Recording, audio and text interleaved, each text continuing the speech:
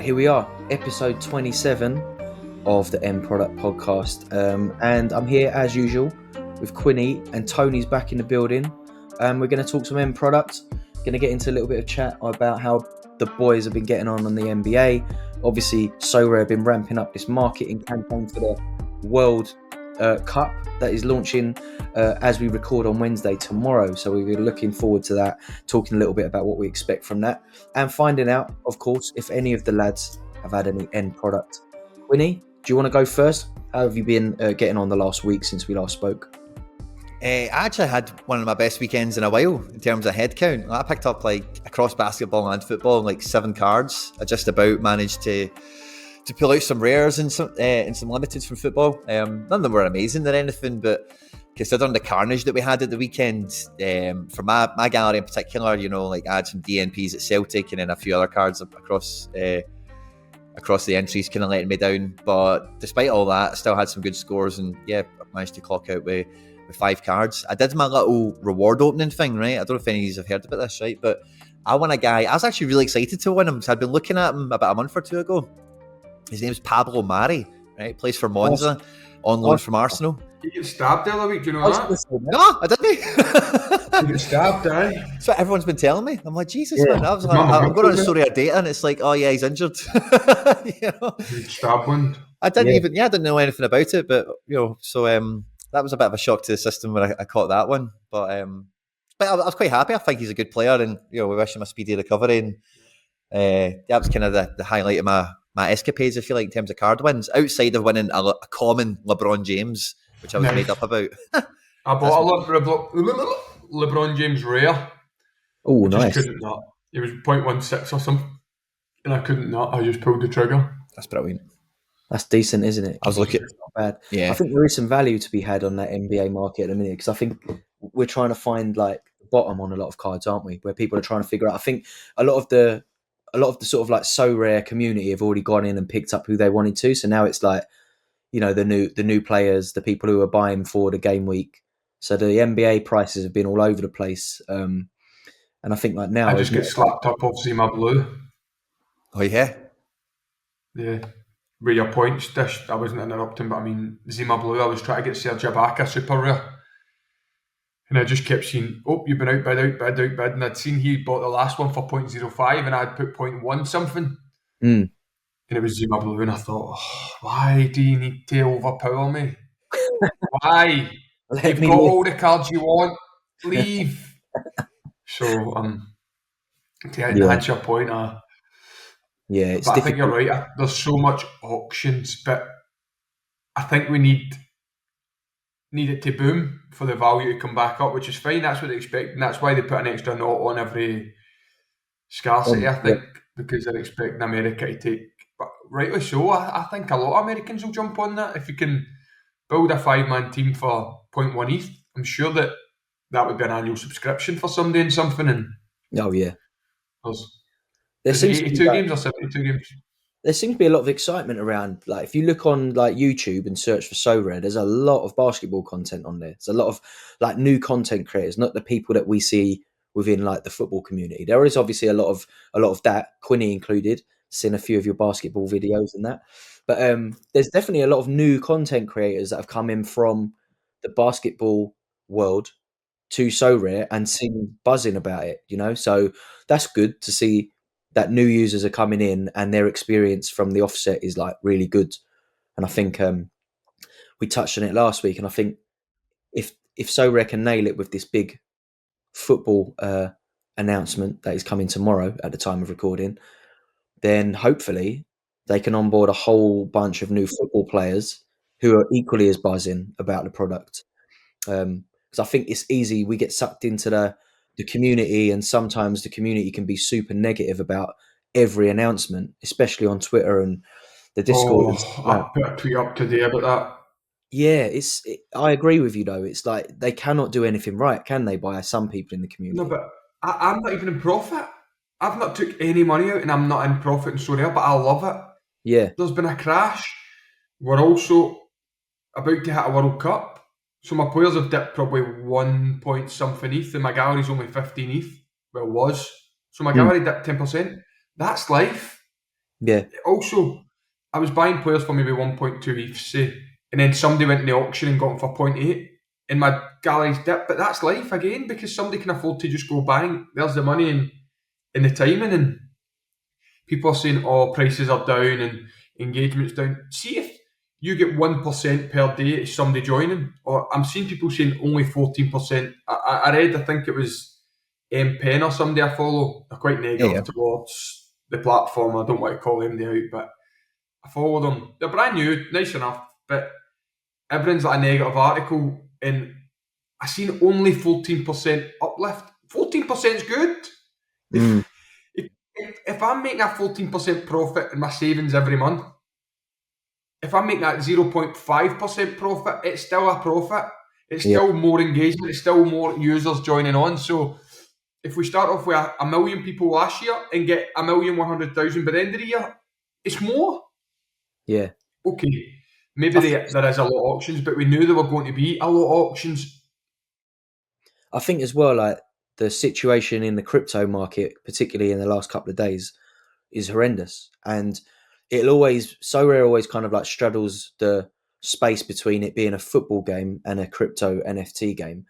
So there's always like, you always get that panic as well when I think the crypto market takes a dip the way that it has. Because if you're holding ETH, you're going to see like your holdings come down as well. Because even if like, if your gallery stays at what it is in ETH terms, but ETH comes down, what did it come down yesterday? About 10%, 15%.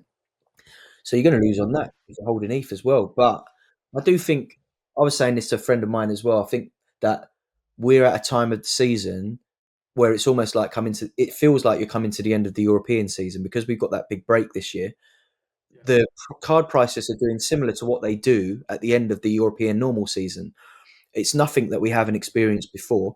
MLS is finished. Asia's pretty much done, apart from China. Like that's why prices are down. It's not like exponentially anything else like it doesn't look like a drastic change in price to me. It doesn't look like a crash. It just looks like a seasonal dip like we normally see. It's this time Yeah, happening at Christmas and not in May. Like, what do you reckon, Quinny? and I think all that kind of stacks up. But I was just thinking as you were talking there, like, see, for the whole time I've been playing Sorare, in the world of football, there's always been something madcap kind of going on that's really unusual. Like, if I go back to when I opened my account, it was like June, 2020, and it was in the aftermath of lockdown and everything. Stadiums are getting reopened. There was no fans. Seasons were congested and all that kind of stuff. Then there wasn't much of a pre-season, and then different cards are coming out at halfway through point of the season, end of a season, whatever.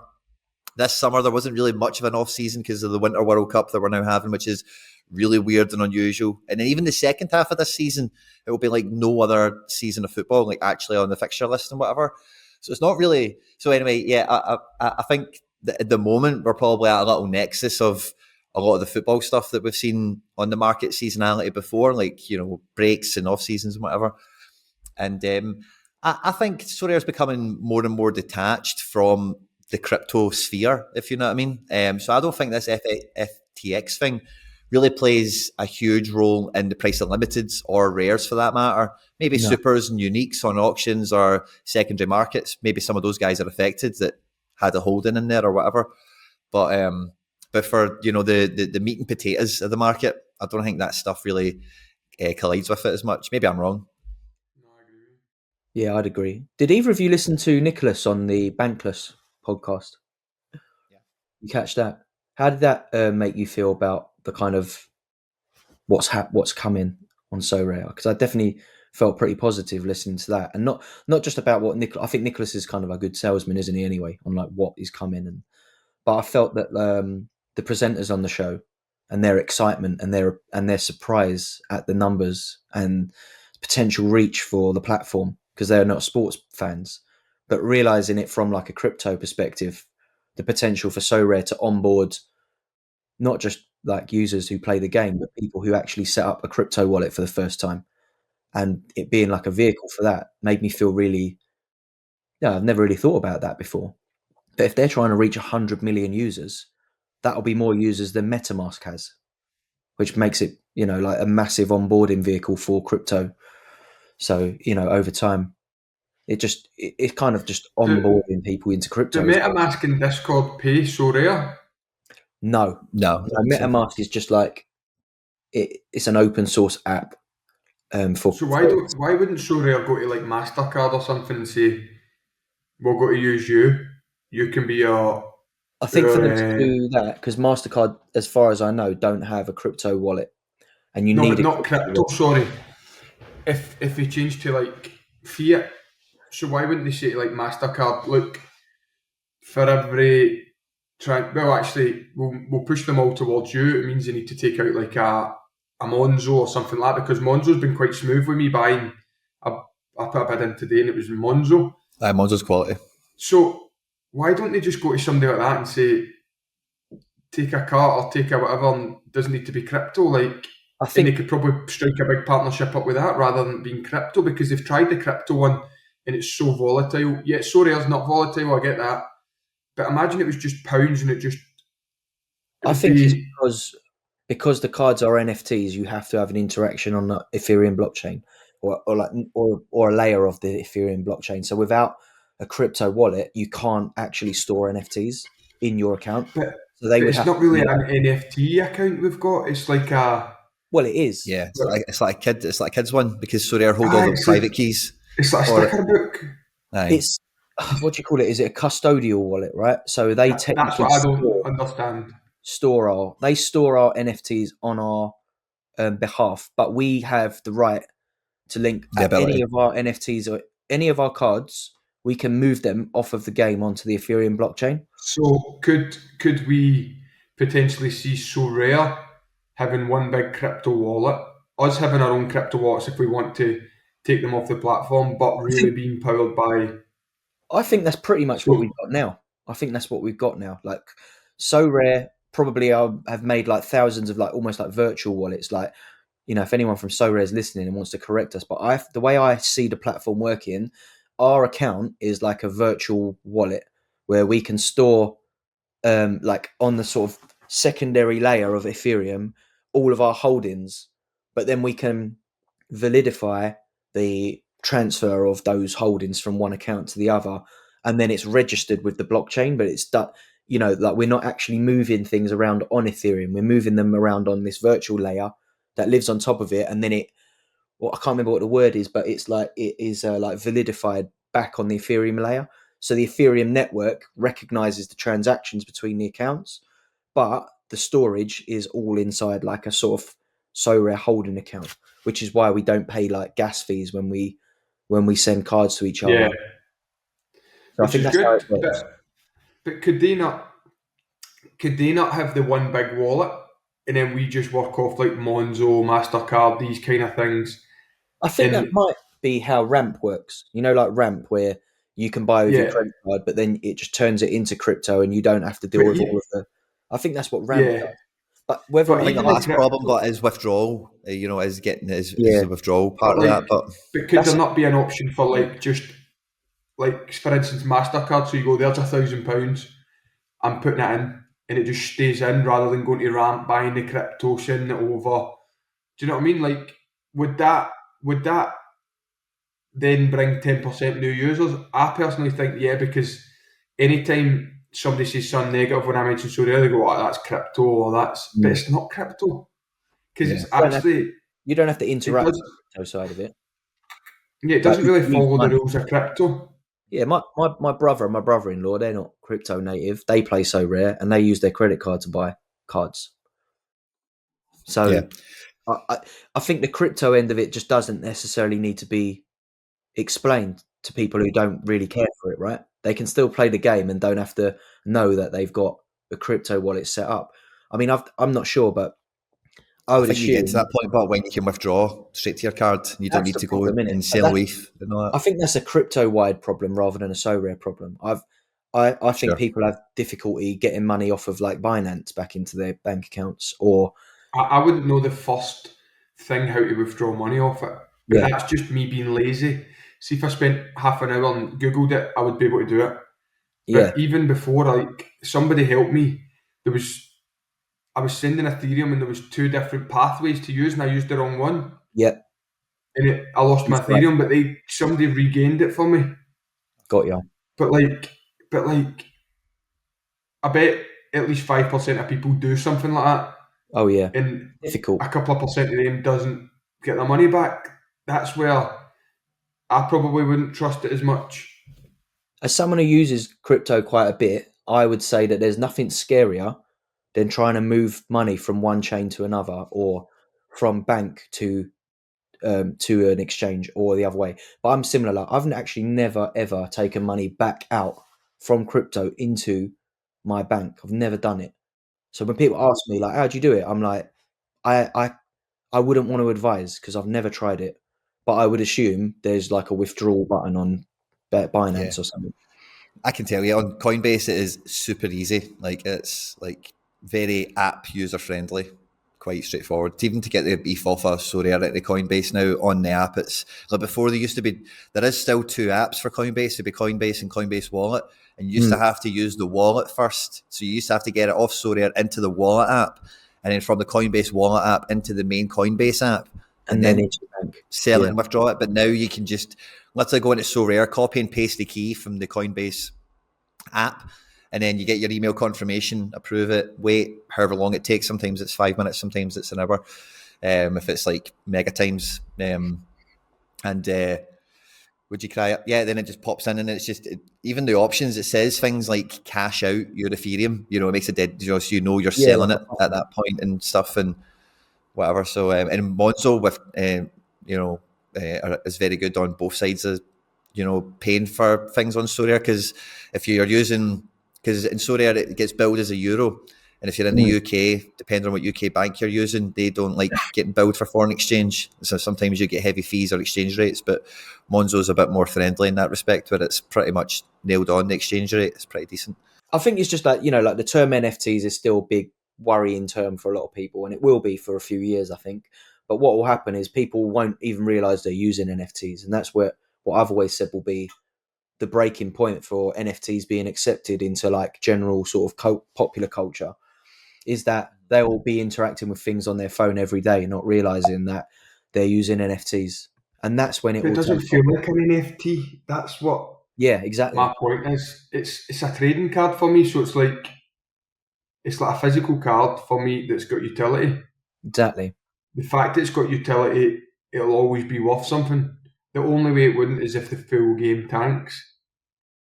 Or yeah, but even if the full game tanks, the fact that those tokens are verifiable on blockchain, you will always own them. If Sorare disappeared tomorrow, your NFTs will still be in your wallet or accessible for you to take off of the game into your wallet, and then someone else could just build the game themselves.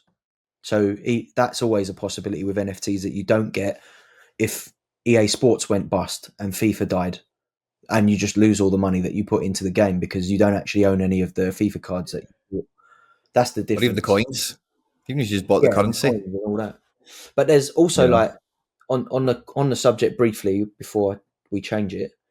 I don't know if anyone else saw the news of Instagram introducing NFTs. So people are going to be able to like literally create an NFT inside their Instagram account and sell it to their followers. And that, yeah, but if you think about that, like, they'll just sell it as a digital collectible. They Someone should have like done puts it it on a there week nowadays, ago. like, hey, like, buy this Instagram post, like, I'm going to auction it.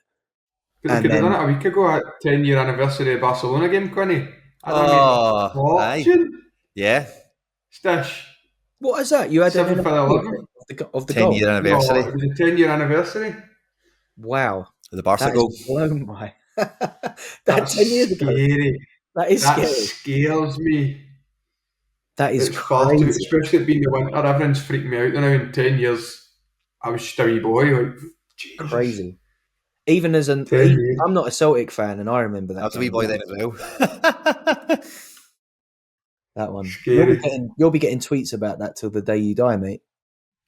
I know. I Folklore. know. Scary, man. 10 years. Jesus. Now we're That's in. insane.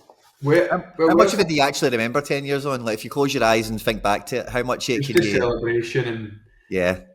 running through? But here's a question then. We're something a bit different if you want. Where's Sorare going to be in 10 years? God. I think it depends a lot on uh like competitors coming into the space. You know, Sorare made a big point of being like first to market and getting all of these licenses in as quickly as possible. And I think that is why, because anyone else could come in and do this if they've got a bit of money or clout, but Sorare have the platform to do it. Yeah.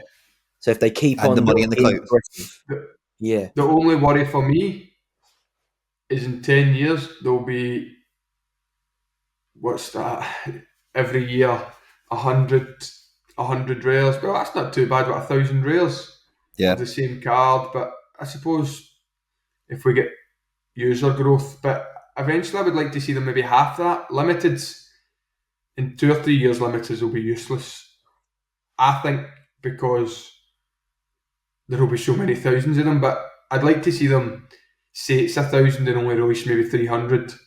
they And kind of do that, don't they? Because they can mint up yeah, to 1,000, but some cards only get like their 400th, 500th card. but I think in 10 years, Sorare will be so mainstream, like Google, like Apple, like Nike, like maybe it might be a bit cheaper to play, or maybe it might not cost as much, but I do think it's. I I think suppose that the rewards coming back probably help it. The rewards being valuable probably help it. Like I've seen a lot of stuff about Ulti Champs and the rewards being crap. That's just tanking the marketplace, because what's the point in putting in £10,000 to win £100 mm, when you win the full league? I I think think I think in 10 years, like I make you quite right, Tony. I think like this is like a normal app that most people will have access to on their phone, and maybe they've got one limited, like the man on the street, if you know what I mean, maybe five. They'll have some commons, and oh yeah, the beginning of the season, or I've got a few Russian guys, so sometimes when this happens, I'll play it, or everyone will have their own kind of wee experience or their own wee kind of story with it. And I think like Yeah. rares and supers and uniques, like this is, I've been kind of saying this on my channel for a fair bit, but I think these cards, like in 10 years from now, these are like pro star poker player cards yeah, kind of that's style, exactly what I was going to say. where it's like had big sponsored tournaments and games and all that kind of stuff. And I don't know how you would actually format it all, but I think as much as, because prize pools, like if you think about what could prize pools do in 10 years, right? I think, and I look at like other games and other kind of comparable things, and these things tend to go really big when there can be lots of outside kind of sponsorship come into it, so like, I don't know, like the Carabao Sorare Cup or some nonsense. And it's Yeah. like this tournament runs for the 22-23 season, and God knows what the prizes are, and God knows the format and all the rest of it. They can But maybe then, do like FIFA, like see how you get a red player pick at the end of the month. Yeah. Like if you get 1,000 points, say you get a card, but at the end of the year, if you won the full thing, you maybe get 100 grand. yeah, you could do Yeah. anything like that, and with the right sponsors and the right. So I think that's where, in 10 years, I think that's where the game would go to. And you can look at that on any of the sports that we've got so far and ones that might come. So that's what I kind of think. And then this kind of ties into a wee thread I had in the back of my head from when we brought up basketball earlier on as well, right? With the scarcities and whatever. Because I didn't really pay much attention to baseball, right? But with the attention I've been giving basketball, one thing that's kind of occurring to me is, like in football, right? We get 10 supers, we get 100 rares, right? And we get one unique. And we kind of know the kind of rough price points of these things and what type of accounts and what type of tournaments and all the rest of it, right? So you think about super rares, right? For a good player, there's 10 super rares a year. How many people would want a really good football super rare? Say there's like 50, right? A really good one. A super rare in basketball is of 100, right? So that has a cross-section point for me of appealing to more people than a super rare for football does, if that makes sense. Because not all of them will be the price of a football super rare, if you get me. Yeah, but then the rewards, if you win a super rare in basketball, it won't be as much as a super rare in football. But I do. But added on top of that is there is no of 10 scarcity. So if you think about football, like there's 100 rares and 10 super rares, and say for, I don't know, for any like above average player, there's probably demand for 150 of those rares, and then maybe let's even be conservative and say 30 super rares. There's 150 people after 110 cards. Now it's just 100 super rares, if you know what I mean. And then because the rares are 1,000, it's slightly in a different category. So I think Do you think super rares better? in basketball, like I think they are I think they're in a lovely. I think that's a lovely scarcity overall, Well, even the for 10 super years from rares in now. football is impossible to negotiate with somebody. Because Sven Coombs, for instance, I was negotiating the other day and his rares at 0.16. And I was like, right, you're at 1 ETH. And they were like, I wouldn't sell lower than that. And I'm thinking, oh, that's Don't want to let six go of it. times. Like, and then the market, etc. Like, even now, I'm negotiating with somebody for like a goalkeeper, and it's like I only take rares because nobody wants super rares to shift on because how hard they are. So I think you could be right with the basketball one. Like, I think, okay, they're the higher leagues to play in the utility, but I honestly think if you look at the prize pool and the contender, for instance, it's quite high. I know not a lot of people were registered, but yesterday it was like 55 people and 50 rewards. Like, today it's 77 people, 50 rewards. But if that can go to 150, you've got a 1 in 3 chance. Technically, It's still obviously. early Yeah, as yeah. well. It's On like, headcount. if you think about the uptake potential for basketball in America, where like fantasy sports is a massive thing already, right? Fantasy sports, especially for basketball as well, has been a thing, and it's been a paid thing in America for a long time. So coming to play so rare instead of fantasy, was it DFS or whatever it is that people play? It's not dissimilar. Like, you come, you pay your money, but you don't have to pay it constantly. You pay it once. I'll be You've back got to your seconds. team. Another thing I'll say about basketball compared to football is, yes, they have a bigger supply of all the cards, but there's less players to choose from. So, if you think of every football player in every team in every country of the world and give everyone 100 of each card, that's probably still going to be more cards than 1,000 of every basketball player that is only in the NBA. Unless they start opening up to, like the basketball associations in uh, Spain or in, I don't even know Greece. where else basketball's big, to be honest. But Greece, I unless think they it's big. start opening up to those factions, there's still going to be less of an overall supply of basketball players. Plus, no one buys the poor cards. It's the same as football, right? You're not interested in buying a 38-year-old player who doesn't even get a minute off the bench unless he's an absolute legend. Then you're just collecting him, right? But if he's like a player manager in a lower division side and he doesn't play, you don't buy that card. So you can discount 1,000 of those cards straight away. And in basketball, it's the same, but you need, obviously with the score caps a little bit different. So you have your top tier players that I think their price will always almost be exactly the same. It might go up, it might go down a bit, but it will go down because not as many people need that, or they've got that player. You can only really fit one or two of those like 60 average players in any of your team, right? So their price won't really change. It will just plateau. It will only go up if demand for that card goes up, probably through onboarding. If more people on board than there are enough cards, the price of those cards will go up. Like your LeBrons, your Siakams, your Doncic. Those guys will only go up in value if the demand for them goes up. But then what you'll see is like those other players that you need that are in that sort of like, that sort of 20 to 30 average, their price changes all the time based on what they're expected to score that game week. So they're the ones where you can kind of trade in and out, and like it's hard to track their scores and their prices because they'll be based on what their expected scores are that week because you need to fit them into a team. And then you've got those guys that are at the absolute bottom end of it, those sort of like averages of like 6 to 15 who have the potential to score a 20 or a 30 that week. You see the spike on the prices of those players, then that creates, like, that's the difference in basketball. A lot of people came in, bought the stars, and they're surprised that the prices are going down. They're going down because there's not enough new players coming on to buy it. You can only fit one of those. You only need one or two of those players in your entire gallery. You can't fit two of them in the same team. It's impossible with the score cap. With football, it's different. There is no cap apart from if you're playing specialist or underdog, right? So in football, it makes complete sense to come in and just buy all of the PSG players if you can afford it, which will always keep the prices of those players going up so long as the demand outweighs the supply. And I think that's where football and basketball are different. And it's probably why we're seeing a bit of a downtrend on the top end basketball cards because there's not enough users that need those cards at the moment. And I think that's why maybe, like 1,000 rares or whatever it is for basketball actually makes sense until those prices of those cards will continue to come down until we've got about 200,000. Stish, we need to remember as well, though, the top end players aren't as important as the bottom end players in basketball. Exactly. You need the differential. You need your bottom end players to hit a 30 that week to get in the cards, and that's where their Yeah, value comes yeah, in. And we see it a little bit.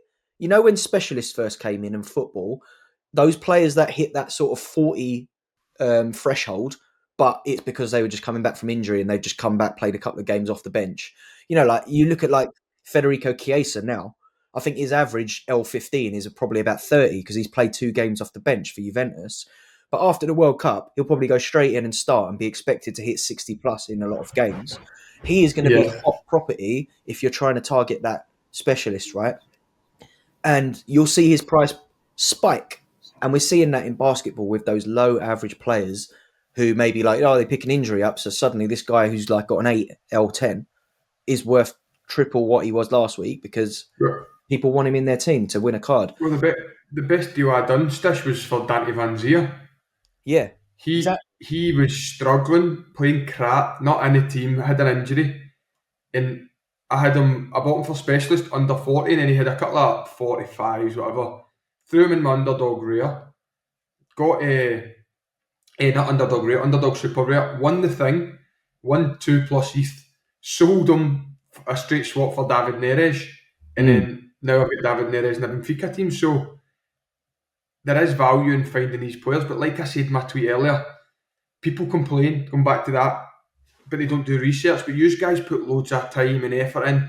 The amount of times you watch some KLJ League, Yeah, the amount of times Quinny you're up in your office till what time in the night and doing research on our teams. So I don't put in as much hours, so I do not expect to win every week a 0.1 plus card. And going back to the basketball, it's all about research. I need Jeff Green to, obviously, if LeBron plays and hits a normal score that he hits, if Jeff Green doesn't get better than a 12, I'm not getting a card. yeah, That's it. But LeBron's not the main cog in my wheel. Wiggins get a 53. If LeBron gets a 50, I'm still not guaranteed a card, even though they two hit high scores. The ones that matter are your Duncan Robinsons or your, do you know what I mean? These kind of Kyle Andersons. those rotated players that come in and have the potential to start. I mean, just a player who normally starts on the bench starting the game in basketball almost doubles their potential for the week, right? So, Yeah, and Minutes is huge. yeah. I'd be happy if it happened in football because then the rewards start getting shared out. But that's not fair. Always, I'm happy that the big dogs win the prizes because the big dogs They've put the invested. time in, early adopters. It's like if I buy a Bitcoin 10 years ago and I buy a Bitcoin now, I cannot, or you buy a Bitcoin now, you cannot expect the same results as me. Yeah. It might be luck that you got on it, it might be research, but you cannot expect to join this platform and go, I'm up there winning. Unless you're going to put £100,000 in. It's I for think anything. I think you need just enough, don't you? You need to feel like you can compete, and I think that was the point of underdog and specialist was it should, and I think it has. Like unless we go back and historically look, but there is probably almost every weekend a very different top 10 in those like managers in those game weeks. The only ones that might be at a slight advantage are those sort of Pavels who have a massive amount of players to choose from and will always be able to put in a fairly strong entry into that. So you'd expect players who have a massive amount of cards to select from. But most of us, that specialist might not be the place you look first. And like for me at the moment, it is in the midweeks. I'll have a little look. I've actually started one of my new strategies of the moment. Actually, I'll share this with you on the podcast. I noticed recently in midweeks that you were actually better off in specialist super rare than you were in underdog because a lot more entries go into underdog. You don't need a goalkeeper. Much But more. even if you've got a non-playing goalkeeper and put him in specialist and hit the same score, you're more likely to card in specialist super rare than you are in underdog because there's more entries. Have you ever clocked that? So I've started putting a non-playing goalkeeper, like 4 players, into specialist super rare instead of underdog, and I'm getting way closer to the cards with like pretty average scores. I haven't had any luck just yet, but Granted, none of my game weeks have really banged like they needed to. But if you hit 4 decent average scores on specialist, like maybe like 55, 60, you're getting very close, or you're in the rewards, which you possibly aren't in underdog super. The only hard bit about that is specialist is podium only. I've been in it the last couple of weeks because I've had Craig Gordon's super rare L15 under 40. It's not really paid off yet. I'm loving underdog super rare. Like at the weekend, it killed me because Jan Vertonghen got an injury in the warm up. Oh, no way, did he? So, but for instance, Nicky Devlin got a 29 at the weekend on a Friday. So I was thinking, oh no. Dries Mertens ends up with an 83 as my captain, and then Halliday bangs out a 96. So all I need is Vertonghen to go on and do a couple of things and get a 45. And he pulls out injured. Yeah, I had a similar one this week. Last night, Chris Furyk didn't play for who's he play for again? Stuttgart, and I put him in a 4-player specialist super rare team, and the midfielder Pelkas scored for Hull. I've got Kosanu and Nicky Clark to play tonight, and I was thinking if I can get 4 of those out and a couple of them get a little decisive, or have good games, there's a chance I'll scrape into those rewards. Currently sat 21st on 70 points. You know what I mean? It's not. Oh, yeah. I just did a flashback again when I looked at my team. Oh, yeah. Did you see the Benfica disallowed goal at the weekend? No. Ball gets put in the back stick and Otamendi jumps up, challenges the boy, headers it across for an assist, taps it in. But as the boy's coming back to Otamendi, he flicks off Florentino Luis slightly. Like, slightly blocks him. And the referee gives offside. Lads, it would have put me at tier 2. Oh, that's brutal. So that's 2 of my teams. I had 3 teams out. Vertonghen pulls out. That happens. And then I had an all-star rare team, right? Do you want to hear the names in this? And they got 176 points. I had Pasveer in goals. Daley Blind didn't play. Mekele, they get slapped. Van Aken get 24, including his captain bonus.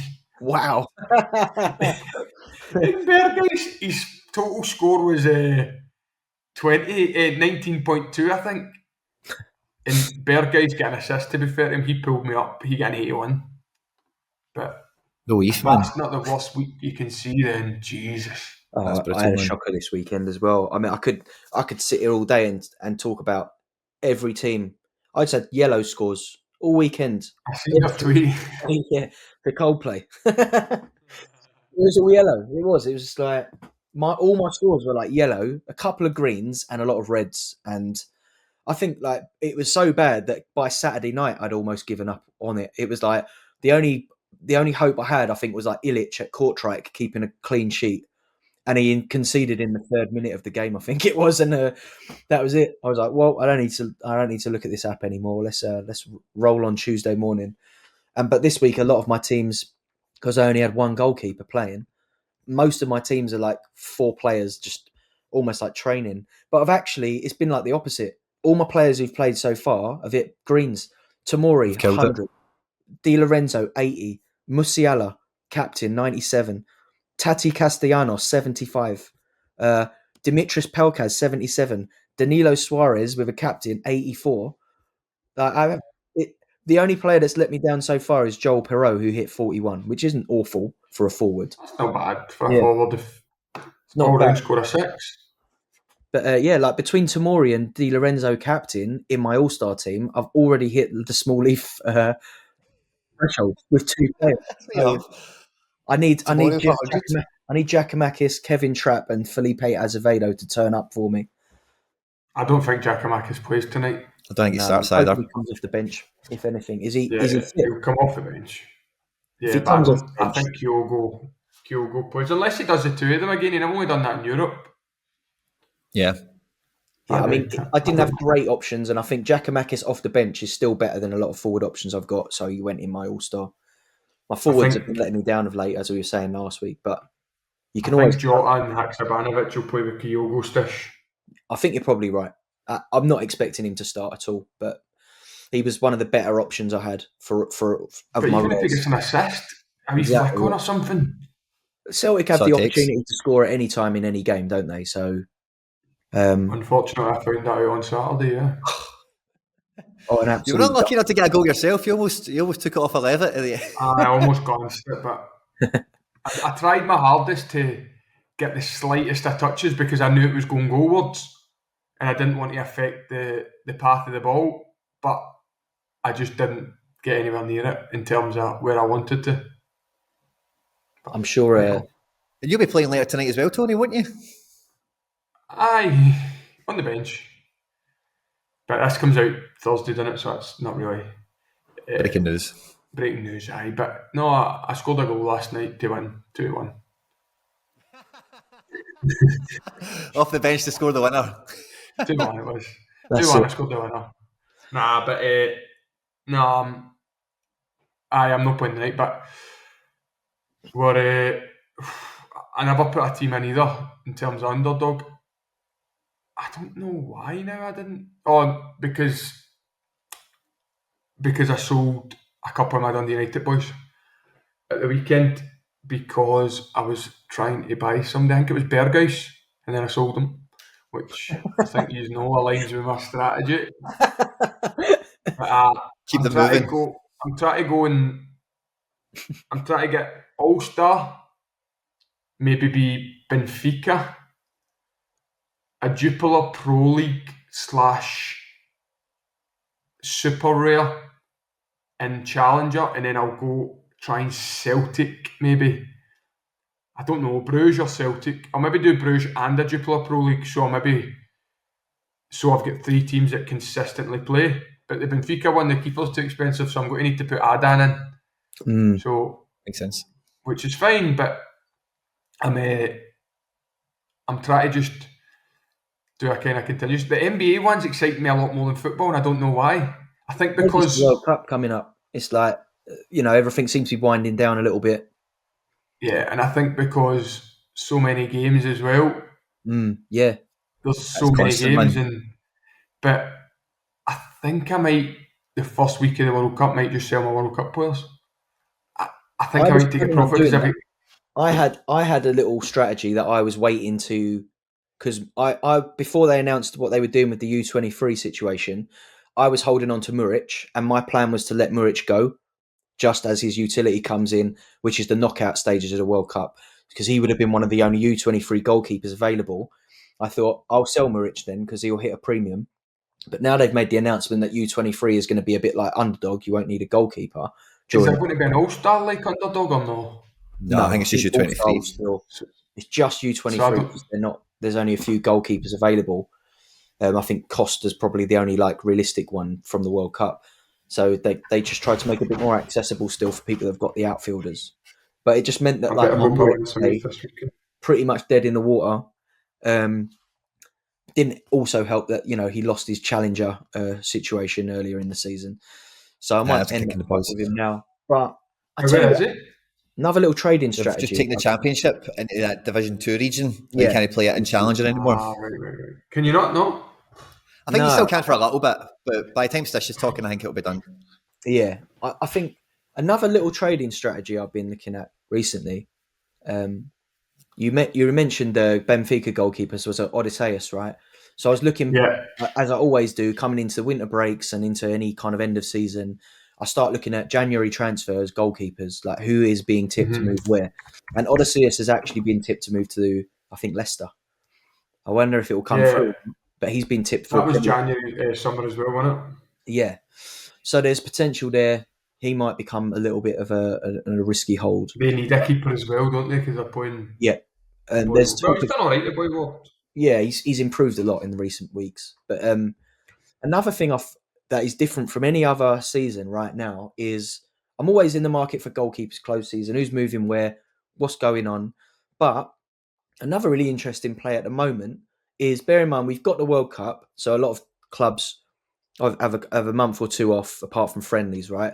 But then we have our regular kind of winter breaks for our Austria, our Russia, Switzerland, etc., Denmark's, all of that's coming up now. So a lot of these players aren't going to play a game of football till like February, March.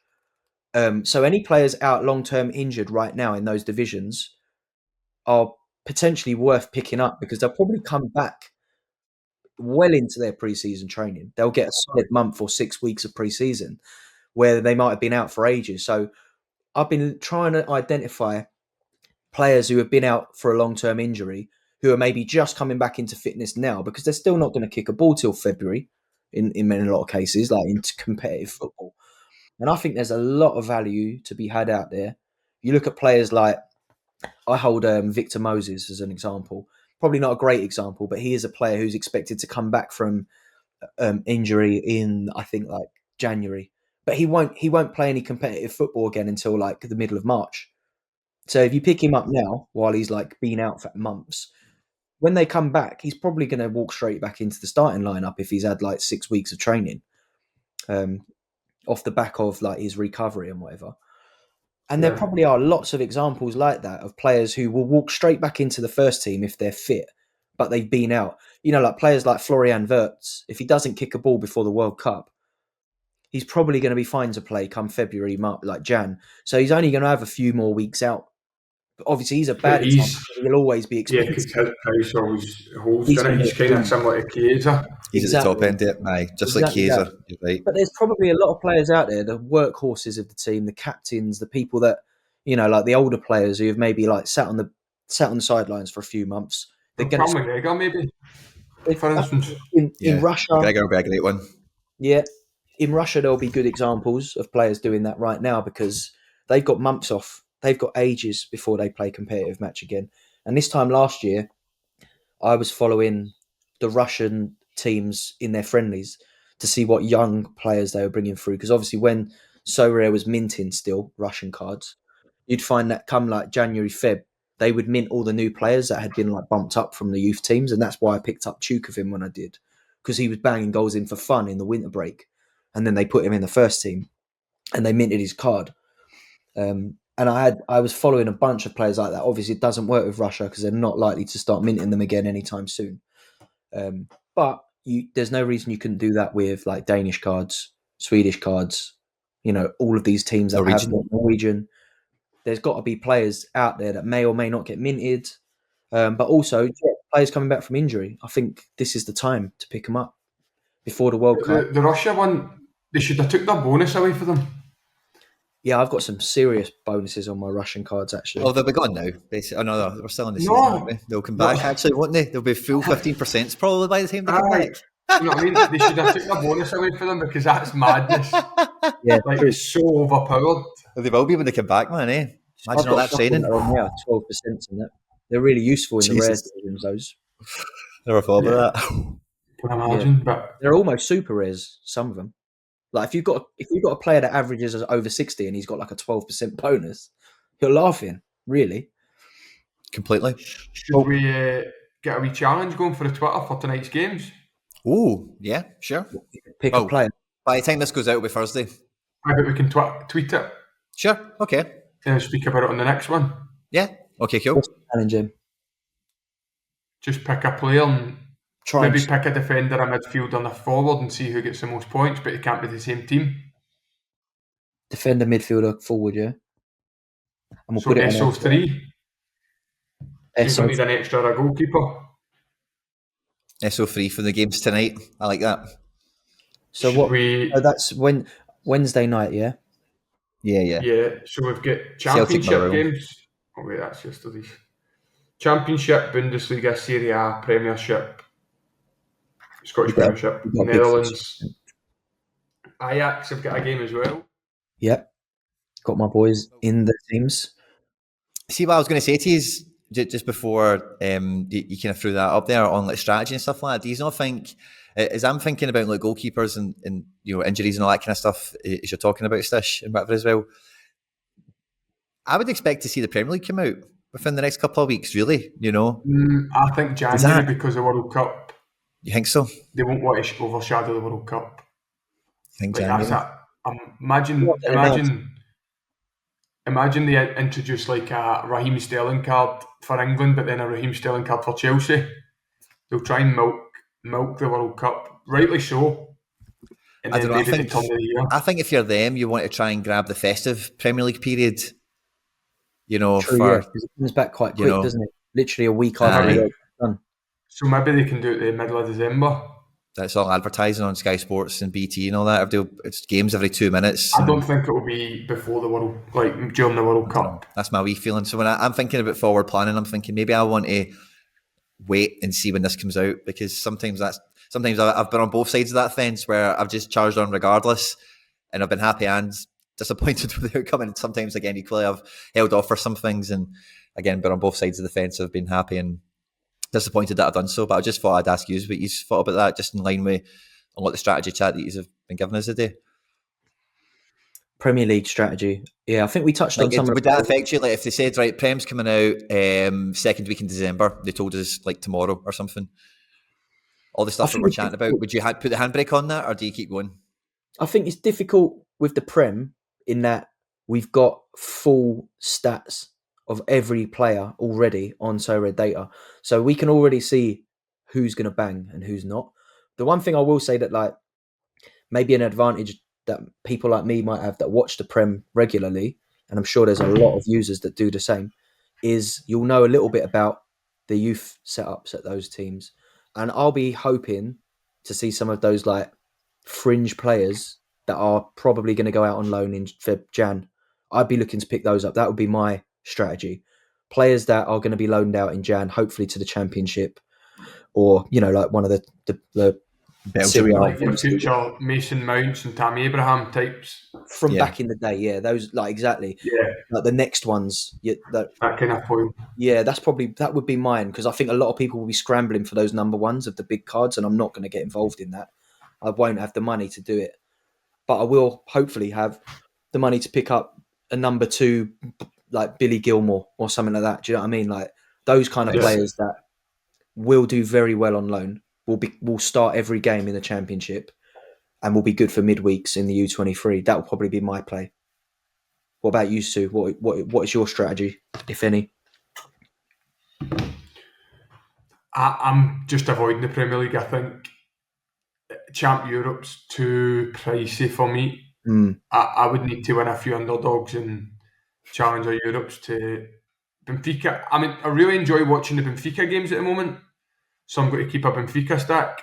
I like watching Club Brugge, so I'm going to do a half Club Brugge, half Ghent, because I enjoy watching them as well, but I can't afford the Bruges strikers, and they mix and match quite a bit. So I'm just going for players I enjoy watching the game, and then underdog will probably have my spill out. That's not my number one at the moment, just because you know what I'm like, my mind changes on the minute, never mind the hour or the day. That's it. I'll ask you again next week, yeah. Yeah. What about you, Quinny? What I think we touched on it last week, didn't we? But have you had any more time to think on how you're going to enter the Premier League market? No, I'm quite, and again, kind of similar to what you're saying about the Russian cards. With that winning that Pablo Mari, and I've got an okay champion Euro kind of contingent. Like for maybe at the back end of January when all the leagues are back ticking, and if this is out and the prize pools are at their best, when that's kind of happening, I should have the ability to get a team in, and I'll kind of just keep that as my starting point unless something, because I'm really enjoying basketball. For as I've not even barely watched basketball that much, really. I'm enjoying it, Quinny. But the game's good, man. Because see what you're saying about those multipliers. This is how this has come into my head as well. Is I'm playing that rare division, and I put this in our chat, and maybe people have seen a post I put on Twitter on Monday or something. But I've got 2 teams in the top 30, and both of those teams were of the 4 teams I've got, those 2 were the ones that I made last, if you know what I mean. Yeah. And a big part of that is the rare multiplier that's kind of kicked on some of them, and whatever else. But so I'm quite enjoying just kind of going kind of week to week, month to month with my gallery strategy, in terms of I've got a lot of those core pieces in that we all kind of spoke about in the podcast, and a lot of people put a lot of value into. Make sure you've got a backup goalkeeper knocking about somewhere, or you're holding on to a wee guy that is injured because you're waiting for the injury to finally move by, or whatever. So yeah, that's kind of where I'm at. I feel like I've got some of those pieces in place already, just waiting for Barkas to leave Utrecht and De Kaiser to come in, and so I'm quite happy just kind of playing it by ear. See what this World Cup thing's all about as well. It looks like it'll be a 3 card. It'll be a new scarcity or whatever. Yeah. So maybe you don't need money for that. Maybe you do. Maybe there's something else that rolls off the back of that I might want to buy. Maybe the Premier League doesn't come out for another 6 months. So it's a funny one for me. I'm just happy to go week to week, month to month. Yeah, I like that. That makes sense. Definitely. I think that's the thing is we never really get that much of a warning when things change in Sorare, do we? So you've always got to have that bit of cash in reserve or some cards you can get rid of, or I think you just got to be ready to react to the market. But the market normally reacts as soon as any kind of announcement's made. So I think tomorrow's announcement is possibly the biggest announcement that we've been anticipating, isn't it? Probably ever on the platform. And on the subject of that, did you both see the advert that they kind of tweeted and Instagram shared? The very, very vague advert that looked like it could have been for a credit card or like McDonald's or something like that. But happens No, to I be never so seen rare. it. There's like very little football in the bit that they sort of shared. Granted, they only shared a few seconds of it, but it couldn't have been more vague. I couldn't have known less about what I was watching an advert for than that. But it looks Keep very you polished. on. So one thing I will take from it, if there's a positive, is that it looks like it's ready for television and not for Instagram. That looks like a TV ad to me. If they're going to be putting TV ads on during the World Cup, then we could be in for some ride. That was my take from it. Did either of you have any thoughts when you saw that advert? It's like what, 8 seconds or something, isn't it? It's just It was just a lot of trendy looking people walking around, followed by some people kind of sat at the back of someone's head, and then a Sorare logo, and it's like, all right, cool. And it was like own hashtag own your world instead of own your game. So I'm intrigued, but I was. It's nice to see they made something. That's what I thought. Yeah, but the production value of it looked like a movie trailer. It was shot beautifully, edited very nicely. That looked extremely polished, which makes me wonder: is this a television advert? Are we gonna see Sorare on the World Cup ads this winter break? Which would be amazing, but will people know what it is from that advert? Because if the advert continues the way that 8 seconds does, I don't think people are going to know what they're looking for. Like, I hope What is we this? see a bit of the gameplay. Hopefully, we see Mbappe in the advert somewhere. I don't know.